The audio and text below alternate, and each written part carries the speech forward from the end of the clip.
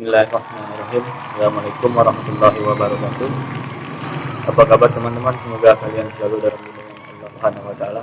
Oke, kita langsung saja membacakan beberapa hadis pilihan. Bismillahirrahmanirrahim. Dari Sufyan bin Abdullah, ia berkata, aku berkata, wahai Rasulullah, katakanlah kepadaku satu perkataan yang tidak perlu aku tanyakan lagi kepada orang lain sepeninggalmu. Dalam hadis Abu Umamah dengan lafaz selain engkau. Rasulullah sallallahu alaihi wasallam menjawab, katakanlah aku beriman kepada Allah lalu istiqomah. Hadis riwayat Muslim. Dari Abdullah bin Amr radhiyallahu anhu, ia berkata bahwa Rasulullah sallallahu alaihi wasallam bersabda, sesungguhnya iman itu dapat menjadi usang di dalam hati kalian seperti usangnya pakaian. Maka mintalah kepada Allah supaya Dia memperbaharui keimanan yang ada di dalam hati kalian. Hadis riwayat Hakim. Dari Abu Hurairah radhiyallahu anhu, ia berkata, Nabi sallallahu alaihi wasallam bersabda, sesungguhnya Allah mengampuni umatku terhadap apa yang dibisikkan oleh hatinya selama tidak dilakukan atau diucapkan. Hadis riwayat Bukhari. Dari Abu Hurairah radhiyallahu anhu, ia berkata, telah datang sekelompok orang dari kalangan sahabat Nabi sallallahu alaihi wasallam, lalu mereka bertanya kepada beliau, sesungguhnya kami merasakan dalam hati diri kami sesuatu yang berat rasanya bagi kami untuk membicarakannya. Beliau bertanya, sungguh kalian merasakannya? Mereka berkata, benar. Beliau bersabda, itulah iman yang nyata. Hadis riwayat Muslim. Dari Abu Hurairah radhiyallahu anhu, ia berkata, Rasulullah sallallahu alaihi wasallam bersabda, perbanyaklah kalian mengucapkan syahadat la ilaha illallah sebelum terhalang antara diri kalian dengannya. Hadis riwayat Abu Ya'la. Dari Utsman radhiyallahu anhu, ia berkata, Rasulullah sallallahu alaihi wasallam bersabda, barang siapa mati sedangkan ia yakin bahwasanya tidak ada sesembahan yang hak selain Allah, niscaya ia akan masuk surga. Hadis riwayat Muslim. Dari Utsman bin Affan radhiyallahu anhu, ia berkata, Rasulullah sallallahu alaihi wasallam bersabda, barang siapa mati sedang ia yakin bahwasanya Allah adalah hak, niscaya ia akan masuk surga. Hadis riwayat Abu Ya'la.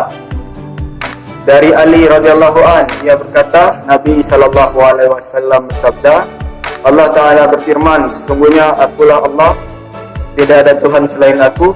Barang siapa mengakui keesaanku, ia masuk ke dalam perlindunganku, dan barang siapa masuk ke dalam perlindunganku, ia aman dari azabku. Hadis riwayat Syafi'i. Dari Abu Amrah Al-Ansari radhiyallahu an, ia berkata, Nabi sallallahu alaihi wasallam bersabda, aku bersaksi bahwasanya tiada Tuhan selain Allah dan bahwa aku adalah utusan Allah. Jika seorang hamba mukmin menemui Allah dengan membawa kalimat tersebut, maka pasti kalimat itu akan menghalangnya dari neraka pada hari kiamat. Dalam riwayat lain, jika seorang menemui Allah dengan membawa dua kalimat tersebut, maka pasti ia akan dimasukkan ke dalam surga sesuai dengan amalnya. Hadis riwayat Ahmad dan Tabarani. Dari Itban bin Malik radhiyallahu an, dari Nabi sallallahu alaihi wasallam, beliau bersabda, tidak ada seorang pun yang bersaksi bahwa tiada Tuhan selain Allah, dan aku bersaksi dan aku adalah utusan Allah yang masuk ke dalam neraka atau merasakannya. Hadis riwayat Muslim. Dalam hadis dari Abu Qatadah, dari ayahnya radhiyallahu an, dia berkata, Rasulullah sallallahu alaihi wasallam bersabda, barang siapa bersaksi bahwa tiada Tuhan selain Allah dan Muhammad adalah utusan Allah, kemudian lidahnya tunduk terhadap kalimat itu dan hatinya tenang dengannya, maka api neraka tidak akan menyentuhnya. Hadis riwayat Baihaqi. Dari Muaz bin Jabal radhiyallahu an, dari Nabi sallallahu alaihi wasallam, beliau bersabda, setiap jiwa yang mati sedang ia bersaksi bahwa tiada Tuhan selain Allah dan aku adalah utusan Allah, yang penuh keyakinan terhadapnya, pasti Allah mengampuninya. Hadis riwayat Ahmad.